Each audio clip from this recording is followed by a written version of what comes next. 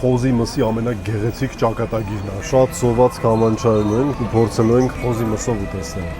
Մեկը մեկից համով է։ Տապակա եղեգնաձորի լցոնված խոզի չալաղաջներ սպանախով։ Միսը նուրբա աղի համար քիչ է։ Մատուցվում է հյութեղ լցոնված սնկով, լցոնված սնկով եւ պարով։ Ինչ խոզ առանց նեգրոնի իհարկե, ավանդական։ Պապական ուտեստ ունենք կորկոտ խոզի մսով, համովարից է խոզի մսով։ Խոզը ստեղծվել է խորոված դառնալու համար։ Չալաղաջը, խոզի փափուկը, սոխերն էլ մի թերագնահատեք, առողջարար ու ախորժակ բացող։ Մատուրին ստո պետք է ձեռը ուտը։ Ամենահամով կտորը խոզի մատն է։ Best of the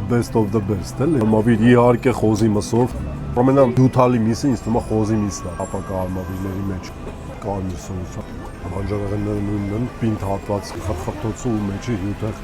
միսի կա։ Սոխերը մի մոլացեք։ Ձեր կենացը ոնց կարան շարժանցենք շաուրման, չէ՞։ Ղարսի խորոված է։ Բոլ մեջը մսով, ասում են այս սոուսն էլ է համով։ Խոզի մսի ամենագեղեցիկ ճակատագիրն է։ Խոզի մսով որսորդական քյաբաբ ադրճանով